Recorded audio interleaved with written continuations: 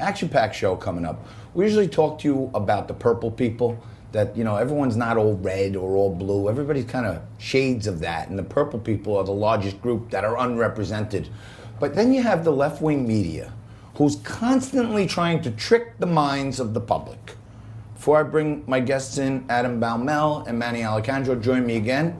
And not only are we going to mix it up, but in this segment, I'm going to shake it up a little bit, boys. I might even have a drink when you two start battling it out. But I want to read you something from CNBC and give me your first thought, what this says to the reader. U.S. manufacturing activity in the U.S. fell October 2016. What does that say to you, Manny? I still think the economy's really, really doing well. This quote, what does it say when you hear it? Manufacturing activity in the U.S. fell last month to the slowest pace of growth since October 2016. I think we need some economic stimulus. That's what you think it means. Adam, what do you think they're telling the reader here? So I know the media has been, propping up, actually both sides are even saying how the stock market's growing, how the unemployment rate's gone down, but a lot of these indicators are not really affecting, working class Americans. Their jobs have been stagnant for decades. Manufacturing is not going to come back in many cases due to outsourcing. So, I mean, that's the kind of things I think about when I hear a statement like that. Okay, well, here's the funny thing. This is from CNBC, okay, owned by NBC Universal, a known left-wing organization. They're telling the reader that manufacturing activity slowed to its slowest pace since 2016, okay? Slowest pace of growth.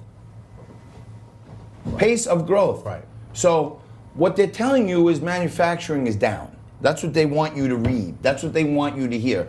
But the truth is, we're growing, but just not as fast as they predicted we're growing. So the media, to me, kind of does all they can to try to make people think that manufacturing isn't happening. And that brings me to tariffs.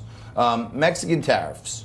Everyone's screaming and yelling that he may put a 5% tariff in. From my perspective, a 5% tariff means more stuff will get manufactured in the U.S., more people in the U.S. will get hired, they'll get jobs, they'll spend money. So the tariffs might be good for manufacturing. What do you think? So when I think of tariffs, in certain cases it's actually pretty, reasonable. I think tariffs on Chinese goods, for instance, is actually not super unreasonable in certain cases. But when we talk about Mexican goods and it's mostly things that consumers want, like watermelon. I think even if you get out of policy talking about this, if we talk politically, this puts a lot of the Midwestern states into play. Once the colder seasons come around, Michigan, Wisconsin, Ohio, Pennsylvania, these places are going to be paying 20 to 40% more on the goods that they have come to love, the goods that they have come to be able to feel they can get reasonably for a decent price, and that's not going to be the case anymore once these tariffs hit their top peak, which I believe is what, October or 25%. 25%. Manny, you're a capitalist. We should be against tariffs, but in this instance, we've been getting ripped off for so long. Is there some good to it? Look, tariffs are a regressive tax. Period, end of story. You don't need to be a Keynesian economist to know that, right? Economics 101, tariffs are a regressive tax. But in this situation, I think these tariffs are necessary. We have a major crisis in this country with regard to immigration. We need to put the brakes on the crisis. We need to do something to stop it. I've said we need to work bilaterally with these countries from which the people are coming. Mexico, a lot of countries in Latin, Central, and South America. Why is there this mass exodus of migration? There's a problem in those countries. There's economic crises. We need to address it. No Mexico doubt. could do a lot more than they're doing, and they refuse to actually comply and help us. No doubt. So we have no choice but to do something to penalize Mexico at this point. And we have no choice, in my view, to continue listening to this Mueller probe stuff. And now my favorite guy, Gerald Nadler, the guy with no investigation experience or anything, he's going to do a better job than Robert Mueller and the DOJ and all these other guys. But it seems that this week, and this guy Nadler, right? Yeah. I think he looks like someone else that's famous. Take a look at this. Tell me what you think. Oh God, that's terrible. Come on. I kind of refer to him as Jabba the Hutt because I feel like they look alike. But he's saying now that they're going to have a full House vote on holding Bill Barr in contempt. Does this mean anything? You're an attorney. Absolutely not. Eric Holder was held in contempt. It really doesn't matter. There's really not much they could do. People don't show up when they're called to appear and testify. There's really nothing they could do.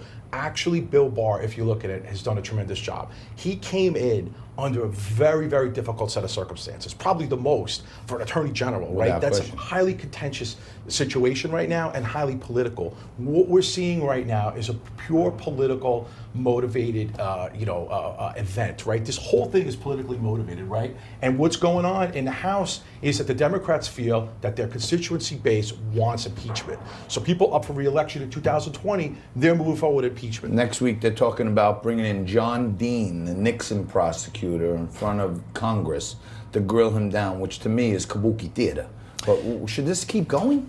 So I'm actually not fully on board or fully against the impeachment movement. I think investigation. So you're like Pete Buttigieg. You're half and half. You're not there yet. You're not in the lower 1%, but you're not in double digits. But I'll give the reason why, and I think it might come off as something that you might find reasonable, believe it or not.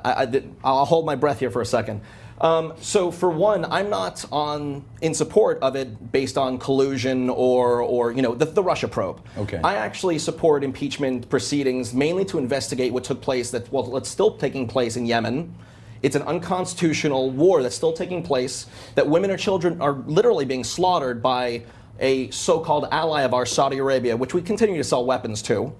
Or on the, I can't think of what the other thing but that's the kind of thing I would like to see investigated. Here's what we do when I screw up sometimes. Have a slice of pizza. Take a break. There we go. I want to thank you guys for coming in.